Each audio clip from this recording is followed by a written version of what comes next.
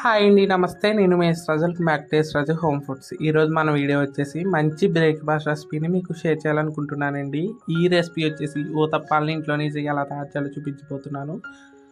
ఈ రెసిపీ జనరల్గా మనం ఇడ్లీ పిండితో వేస్తూ ఉంటాం, అలాగే రవ్వని పెరుగుని నానబెట్టి దాంతో కూడా వేస్తూ ఉంటాం. అలా కాకుండా పప్పుని బియ్యాన్ని వాడుతూ ఊతప్పాలని ఒకసారి ఇలా ట్రై చేసి చూడండి. ఇంట్లో వాళ్ళు మిమ్మల్ని మెచ్చుకోకుండా ఉండలేరు. మెత్తటి దూదిలాంటి ఊతప్పాలు మనకి ఈజీగా తయారైపోతాయి. ముందు రోజే మనం తయారు చేసుకున్న బ్యాటర్ని కలిపి పెట్టుకుంటూ ఒకసారి ట్రై చేసి చూడండి. మరి ఈ వీడియో కనుక మీకు నచ్చితే మీరు ఇంట్లో తప్పకుండా ట్రై చేయండి. మరి ఇంకెందుకు ఆలస్యం, వీడియోలోకి వెళ్ళిపోదాం పదండి. ముందుగా దీనికోసం ఒక మిక్సింగ్ బౌల్ తీసుకోండి. అందులోకి 1 కప్ వరకు మినపప్పును వేసుకోండి. నేను ఇక్కడ మినపగుళ్ళని వాడుతున్నాను. ఈ ప్లేస్లో మీరు మినపప్పును కూడా వాడుకోవచ్చు. మినపప్పు వాడుకునే పని అయితే సపరేట్గా నానపెట్టుకోవాల్సి వస్తుంది. ఇందులోకి 4 కప్పుల వరకు బియ్యాన్ని వేసుకోండి. నేను ఇక్కడ రేషన్ బియ్యాన్ని వాడుతున్నానండి. మీరు నార్మల్ బియ్యాన్ని కూడా ఈ ప్లేస్లో వాడుకోవచ్చు. రేషన్ బియ్యంతో చేస్తే ఏముందంటే జిగురుగా వచ్చి పిండి బ్యాటర్ కన్సిస్టెన్సీ అనేది కరెక్ట్గా ఉంటుంది. అలాగే మనం వేసే ఊతప్పాలు అనేవి మెత్తగా వస్తాయి. ఇలా రెండు బాగా మిక్స్ చేసేసుకుని ఇందులోకి నిండుగా నీళ్ళు పోసేసేసి ఒక 2-3 సార్లు శుభ్రంగా వాష్ చేసేసుకోవాలి. రేషన్ బియ్యంలో బాగా డస్ట్ పార్టికల్ ఉంటుంది కాబట్టి ఖచ్చితంగా 2-3 సార్లు శుభ్రంగా వాష్ చేసుకోవాలండి.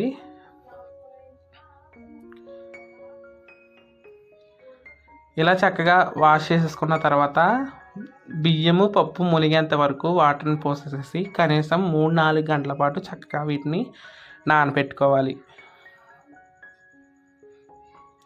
3-4 గంటల తర్వాత పప్పుని బియ్యం కూడా చక్కగా ఇలా వీడియో క్లిప్లో చూపిస్తున్నట్టుగా చక్కగా నానిపోయి ఉంటాయండి. ఇలా నానిన పప్పుని బియ్యాన్ని మీరు గ్రైండర్కి వేయచ్చు, అలాగే రోట్లో రుబ్బుకోవచ్చు, మిక్సీ జార్లో కూడా వేసుకోవచ్చు. నేను ఇక్కడ నాకు మిక్సీ జార్ అనేది అవైలబుల్గా ఉందన్నమాట. పెద్ద మిక్సీ జార్ని తీసుకుని అందులోకి సరిపడినంత బియ్యాన్ని వేసేసేసి కొన్ని నీళ్ళని వేసి గట్టిగా రుబ్బుకోవాలి. ప్లస్ బరగ్గా రుబ్బుకోవాలి. దోశలకి రుబ్బినట్టుగా మెత్తగా రుబ్బుకోకూడదండి, బాగా గుర్తుపెట్టుకోండి. ఇలాగా చక్కగా రవ్వగా సన్నటి ఇడ్లీ రవ్వగా మనం ఈ బ్యాటర్ అనేది తయారు చేసుకోవాలి. మనం తీసుకున్న బియ్యం పప్పు ఎన్ని బ్యాచెస్ అయితే అన్ని బ్యాచెస్ కూడా చక్కగా ఇలా రుబ్బేసుకోవాలి. నాకు ఇక్కడ 2 బ్యాచెస్లో బ్యాటర్ అనేది రెడీ అయిపోయిందండి.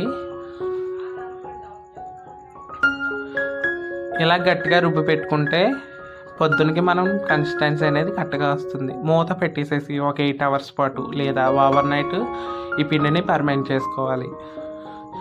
8 అవర్స్ తర్వాత చక్కగా పిండి అంతా కూడా పులిసి బాగా పైన అంతా కూడా ఫర్మెంట్ అయ్యి చక్కగా ఉంటుంది.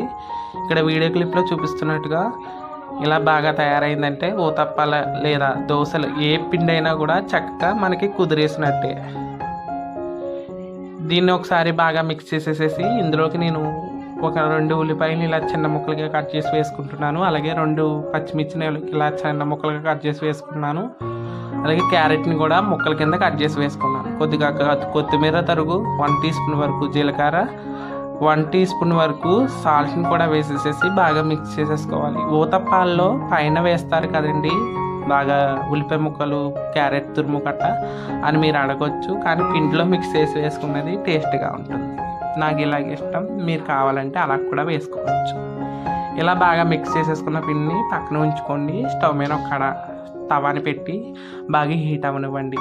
హీట్ అయిన దాని మీద మనం ఒక గట్టి పిండిని వేసి స్ప్రెడ్ చేయండి. ఊతప్పాలు అనేవి చిన్నగా వేసుకుంటేనే బాగుంటాయండి, పెద్దగా వేయాల్సిన అవసరం. ఇలా వేసిన పిండి మీద చుట్టంపులు కూడా ఆయిల్ బాగా స్ప్రెడ్ చేసేసేసి 2 వైపులు కూడా బాగా గోల్డెన్ బ్రౌన్ షేడ్ వచ్చేంత వరకు బాగా కాల్చుకోండి. ఈ ప్రాసెస్ అంతా కూడా హై టు మీడియం ఫ్లేమ్లోనే జరగాలన్నమాట. లో ఫ్లేమ్లో పెట్టి చేయకండి, అట్లనేవి గట్టిగా వచ్చేస్తాయి.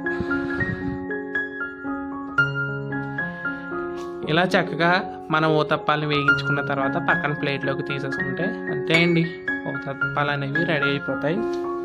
మరి ఇలా ఒకసారి ఎప్పుడు చేయనట్టుగా ఇలా ఒకసారి ట్రై చేసి మీ ఇంట్లో వాళ్ళకి పెట్టండి. ఎలా వచ్చిందో నాకు ఫీడ్బ్యాక్ తెలియజేయండి. మరి ఈ రెసిపీని కనుక మీకు నచ్చితే మీ ఫ్రెండ్స్కి రిలేటివ్స్కి కూడా బాగా షేర్ చేయండి. మరిన్ని వీడియోస్ కోసం యేసరాజు హోమ్ ఫుడ్ ఛానల్ని సబ్స్క్రైబ్ చేసుకోండి. లైక్ చేయండి, షేర్ చేయండి. మరిన్ని వీడియోస్ కోసం యేసరాజు హోమ్ ఫుడ్ ఛానల్ని సబ్స్క్రైబ్ చేసుకోండి. Thank you for watching. ఉంటానండి.